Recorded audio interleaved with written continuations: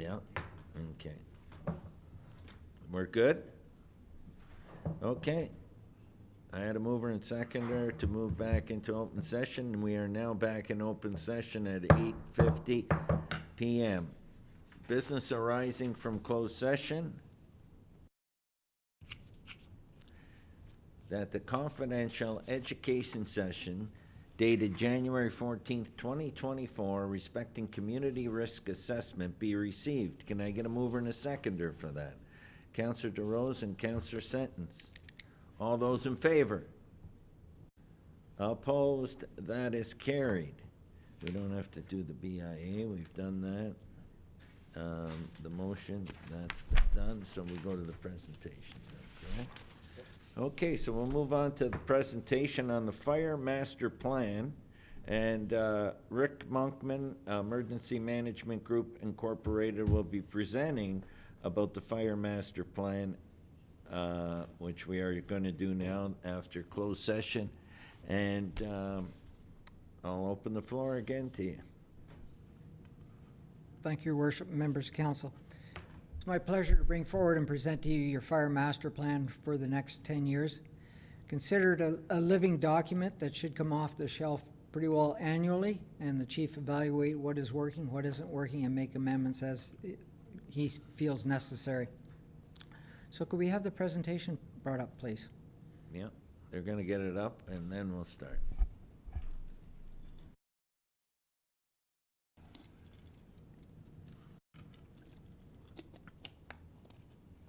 First slide, please.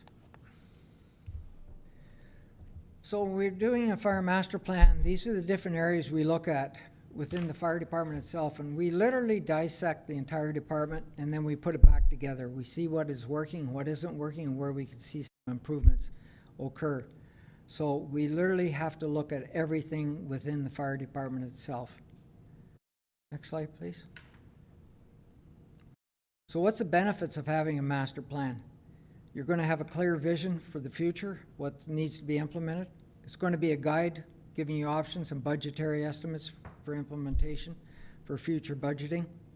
You can place prioritization on projects, and it gives the ability of the fire chief to communicate with staff internally and external stakeholders as to what the future goals are of the organization itself. Next slide, please. So the process of a fire master plan, with the assistance of staff and stakeholders, we literally do a lot of research and information gathering. Once we have that information gathered, we then do data analysis, which includes numerous meetings with staff, discussions, and then we start drafting up our recommendations and discussions to develop and put together the actual fire master plan itself. Next, please. So the process itself, we had quite a bit of stakeholder consultation, such as community survey, staff surveys, council member surveys was done, department head interviews, Thorold Fire senior management interviews. We did some division and section interviews, and the OFM response data evaluation as well. We reviewed that as well, gathering all the information we could from them on the number of calls over the past number of years. Next slide, please. Now, the fire protection model is similar to what was with the community risk assessment. It's identical. The 3 lines of defense, and then we have the 4th line of defense, which we consider emergency management. And this is where the CRA ties in with the fire master plan as well. Next slide, please. Now, when we look at it, we use industry best practices and standards. And there's a list of the different standards and practices we'll look at, such as the OFM guidelines, the Fire Protection and Prevention Act, NFPA, which is the National Fire Protection Association. NIST is another group, and as you can see, there's numerous different organizations and policies we look at when evaluating the operation of the department. Next slide, please. So the recommendations, we made 54 recommendations, and they're either operational or strategic. Operational recommendations are ones that the chief could implement himself at very low or no cost. Strategic recommendations are those that he'll have to bring forward to council for approval because there's a financial implication to it. But we also looked at those are different areas of the department we looked at, such as governance, the administration, what's fire prevention activities going on, the stations, staffing, training, apparatus, emergency operations, communications, the dispatching, and the budget and finance as well. Next, please. So the recommendations based on the NFPA 1720 response timelines, with Thorold being a population density of 740 per square mile, or 285.9 persons per square kilometer.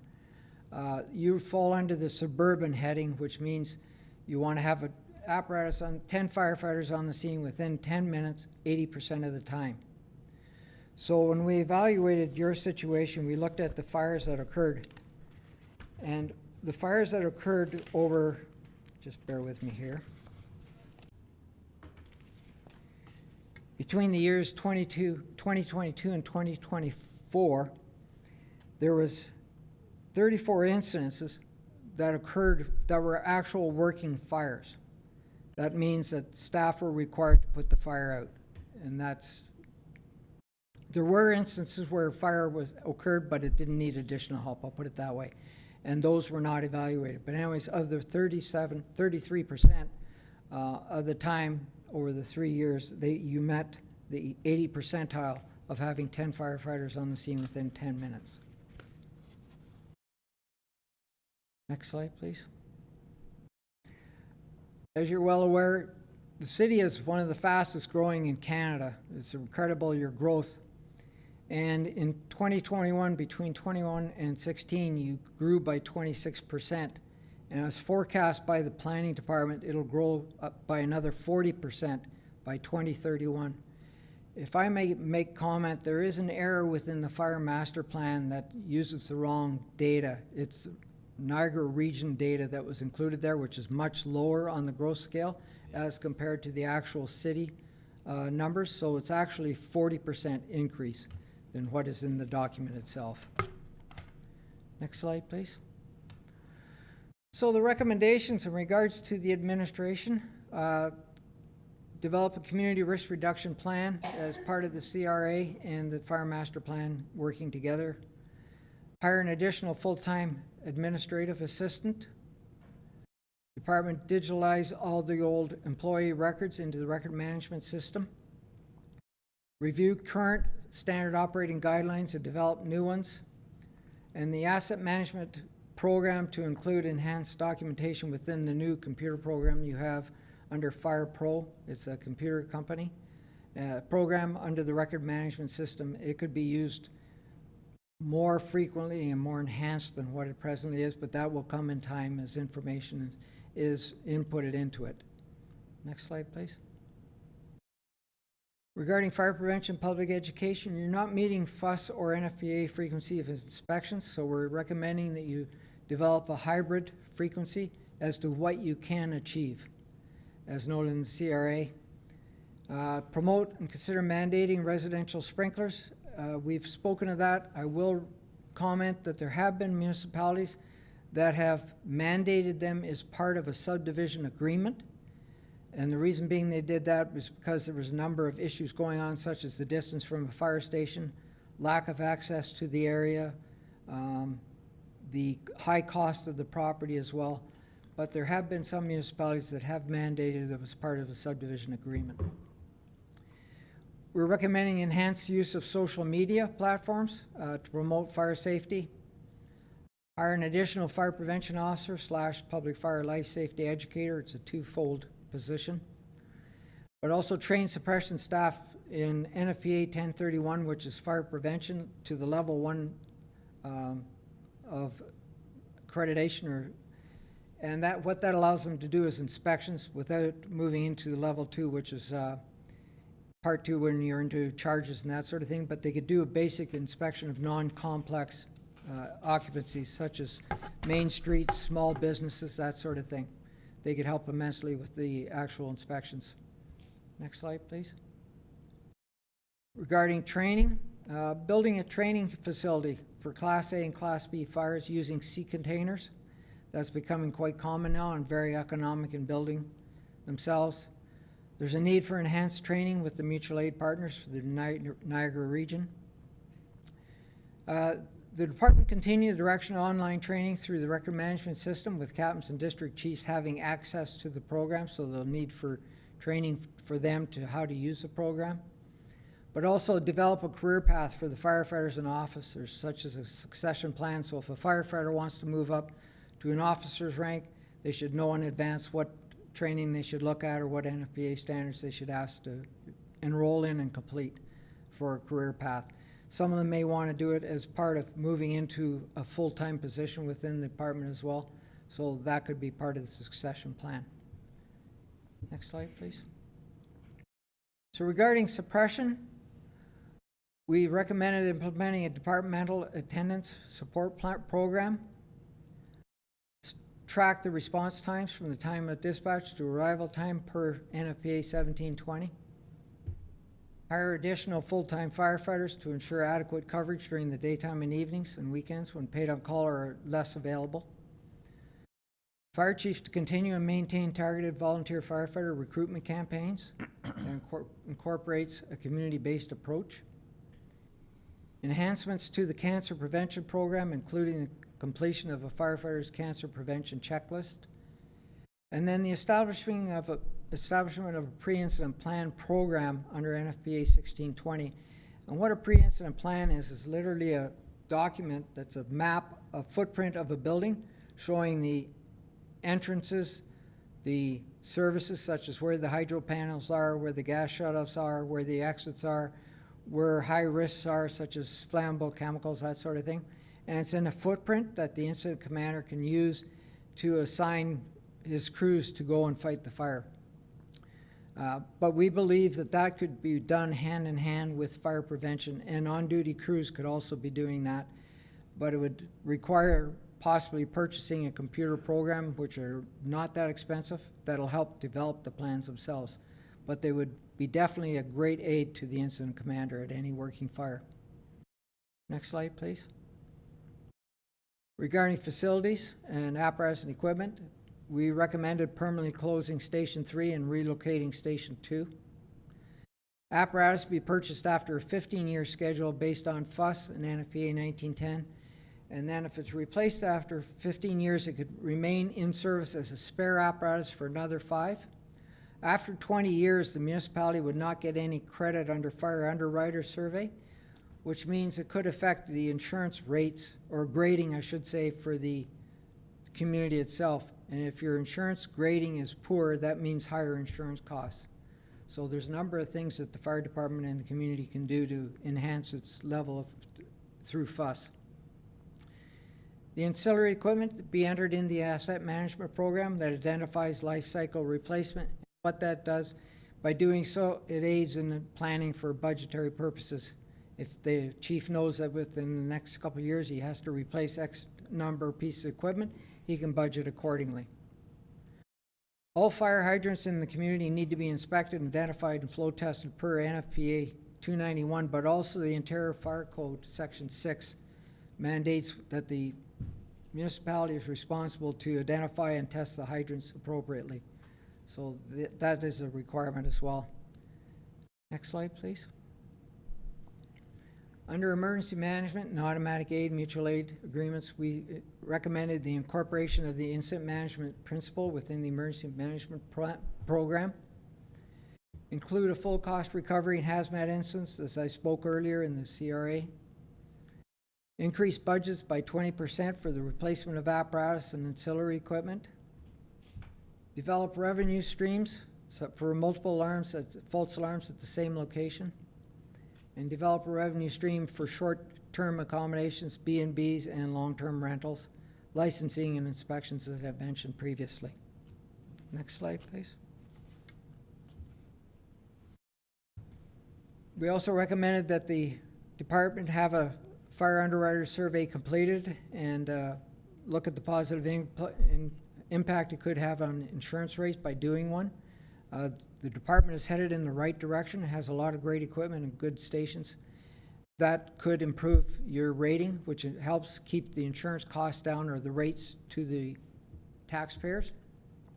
what fire underwriters does is they set a grade per occupancies based on the municipalities' fire suppression or protection programs. Insurance companies then look at that grade and they set their own rates based on that grade. To say what the savings would be for each different level, I cannot say so because each insurance company has different insurance grading or insurance rates for different occupancies.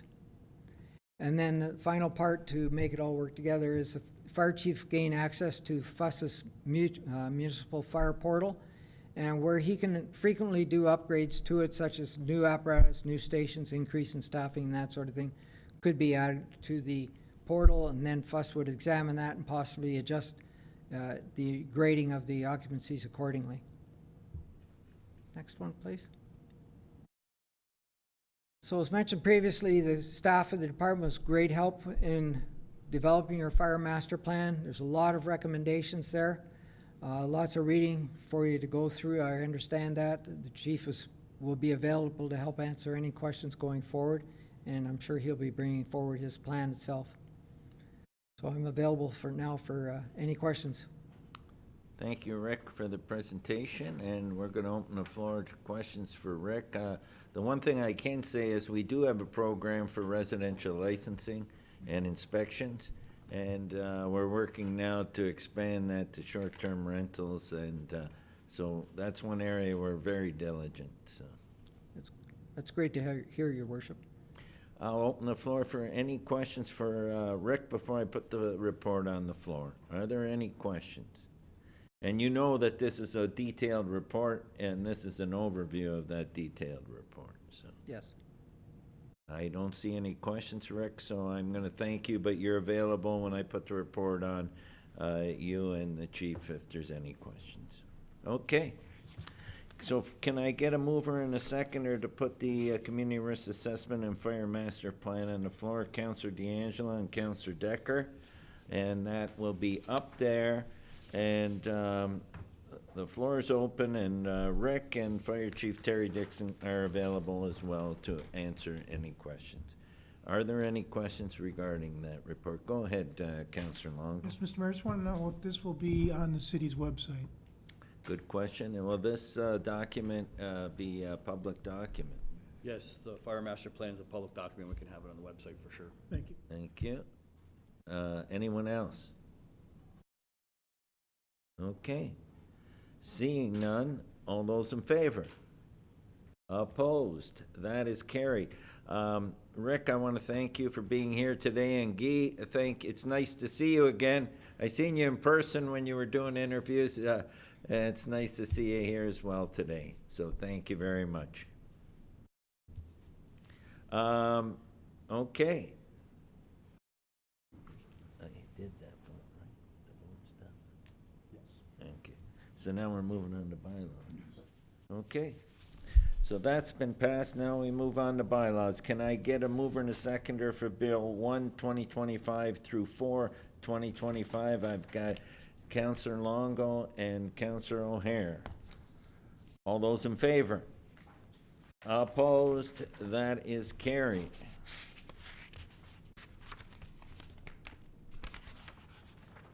There being no further business, this meeting is hereby adjourned at 9:09 p.m. And I want to thank everybody, staff and council, and our presenters for tonight's council meeting. And we're going to get busy after this, because